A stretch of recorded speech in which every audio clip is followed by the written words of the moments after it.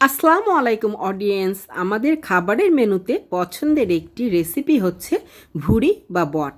অনেকে আবার এই বট বা ভুড়িকে ওজো নামেও চিনে থাকবেন। অনেকের কাছে পছন্দের তালিকায় এই মেনুটি থাকলেও আবার কারোর অপছন্দের তালিকাতেও আছে। তবে আমি কিন্তু পছন্দের তালিকাতেই রেখেছি। ভালোভাবে প্রসেস না জানার কারণে আর সেই সাথে অতিরিক্ত ফ্যাটের কারণে এই ভুড়ি খাওয়াকে অনেকে অ্যাভয়েড করেন। আজ আমি আমার এই এপিসোডে আপনাদের দেখাবো পারফেক্ট ভুড়ি বা বট আপনারা কিভাবে রান্না করবেন। আর সেই সাথে আমরা জেনে নিব ভুড়ির অতিরিক্ত চর্বি আমরা কিভাবে রিমুভ করব। ভুড়ি খাওয়া স্বাস্থ্যের জন্য ভালো কি মন্দ, কতটুকু খেতে পারবো, আর কত হিটে জাল করলে ভুড়িতে কোনো জীবাণু জীবিত থাকবে না, ইত্যাদি ইত্যাদি। চলুন আর কথা না বাড়িয়ে মূল পর্বে চলে যাচ্ছি। আমি ভুড়ির চামড়া ফ্যাপসা সহ একসাথে রান্না করে দেখাবো। আপনারা আলাদা আলাদা করেও রান্না করতে পারবেন, তবে আমার কাছে বিভিন্ন অংশ একসাথে রান্নাতেই খেতে বেশি ভালো লাগে। ভুড়ির স্কিন থেকে চর্বি কিভাবে রিমুভ করবেন সেই অংশে আমি একটু পরে যাচ্ছি।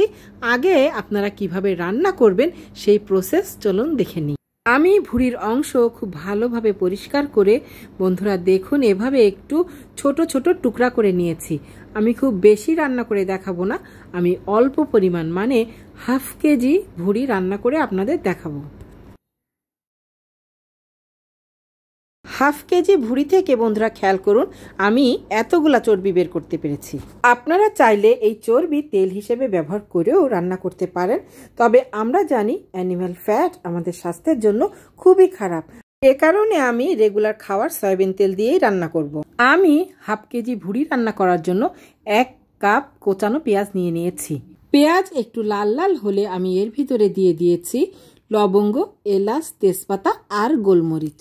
এই মশলাগুলো দিয়ে কিছুক্ষণ একটু ভালোভাবে ভেজে নিতে হবে।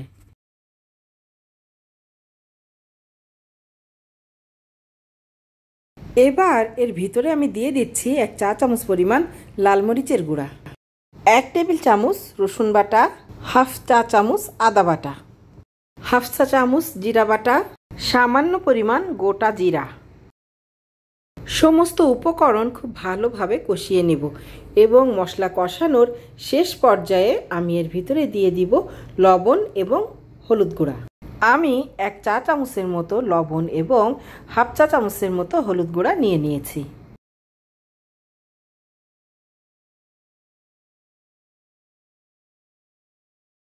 এবার কেটে রাখা বট আমি এই মশলার ভিতরে দিয়ে খুব ভালোভাবে আবারও কষিয়ে নিব।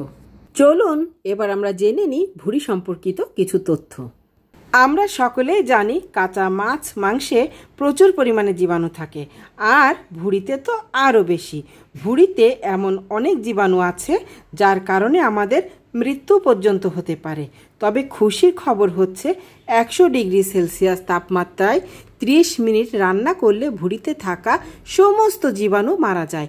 আর আমরা সাধারণত যখন রান্না করি তখন 100 ডিগ্রি সেলসিয়াসের উপরে তাপমাত্রাতেই রান্না করে থাকি।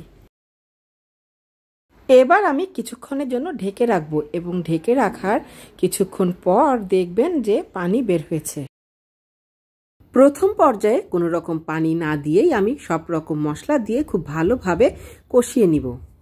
আমাদের ভিতরে একটা বদ্ধমূল ধারণা আছে যে ভুড়ি খাওয়া আমাদের শরীরের জন্য খুবই খারাপ।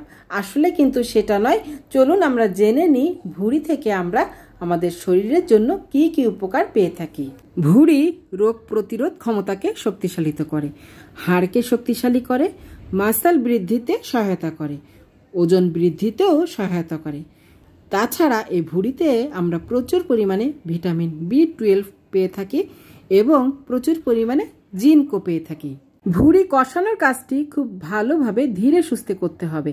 আমি খুব ভালোভাবে ভুড়ি কষিয়ে নিয়েছি, এখন এর ভিতরে পানি দিয়ে দিচ্ছি। এবার যতক্ষণ পর্যন্ত আপনার পছন্দ মতো ঘনত্বে ঝোল চলে না আসবে ততক্ষণ পর্যন্ত আপনি রান্না করবেন। এবার চলুন বন্ধুরা আমরা জেনে নিই ভুঁড়িতে থাকা বেশিরভাগ চর্বি আমরা কিভাবে বের করে ফেলবো। আমি একটু অল্প সময়ের মধ্যে আপনাদের এই বিষয়টি বুঝিয়ে দেওয়ার চেষ্টা করছি। বন্ধুরা এখানে দেখুন আমি কিছু ভুঁড়ি নিয়ে নিয়েছি।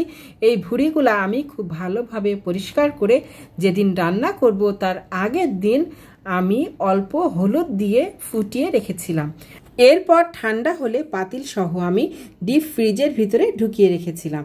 পরদিন সকালবেলা যখন বের করি বন্ধুরা খেয়াল করুন চর্বিগুলা এই যে উপরে জমাট হয়ে আছে, জমে আছে। এখন এই চর্বিগুলা আমি উঠিয়ে নিব। এই নিয়ম ফলো করে যদি ভুঁড়ি রান্না করেন আমার মনে হয় ভুঁড়িতে একটুও চর্বি থাকবে না।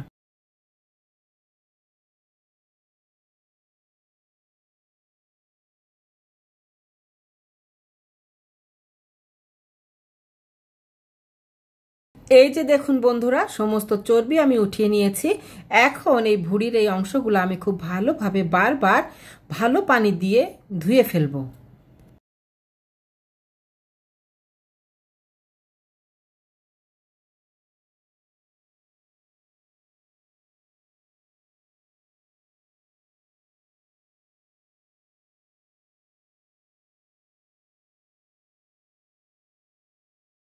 এখন এই পানি আমি ফেলে দিব।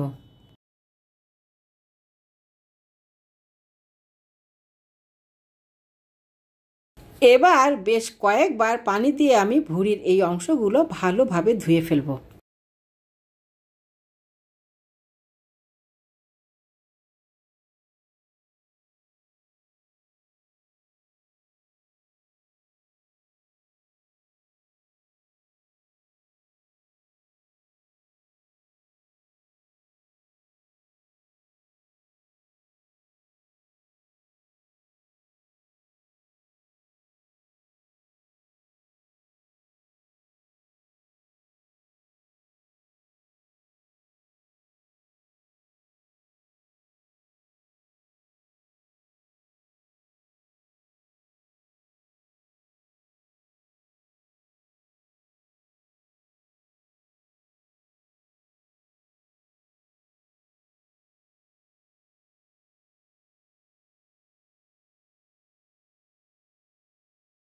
আমি যেভাবে ভুঁড়ি পরিষ্কার করে রান্না করা দেখিয়েছি আমার মনে হয় আপনারা যদি এভাবে এই নিয়ম ফলো করে ভুঁড়ি পরিষ্কার করে রান্না করেন তাহলে মনে হয় কারোর কাছে ভুঁড়ি খাওয়া অপছন্দের মনে হবে না।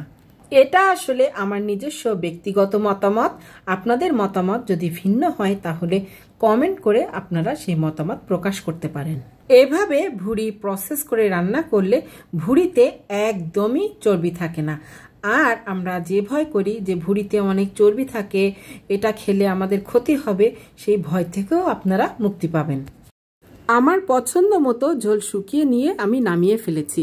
আমার এভাবে খেতেই ভালো লাগে। আবার অনেকে আর একটু ভাজা ভাজা করে খেতে পছন্দ করেন।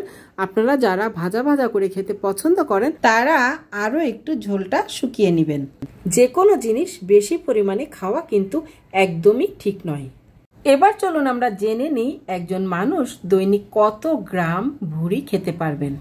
একজন মানুষ দৈনিক 150 গ্রাম পর্যন্ত ভুঁড়ি আপনারা খেতে পারবেন, এটাতে কোনো অসুবিধা নাই। ভিডিওটি আজ এই পর্যন্ত বন্ধুরা, সবার সুস্থতা কামনা করে আজকের মতো বিদায় নিচ্ছি। আল্লাহ হাফেজ।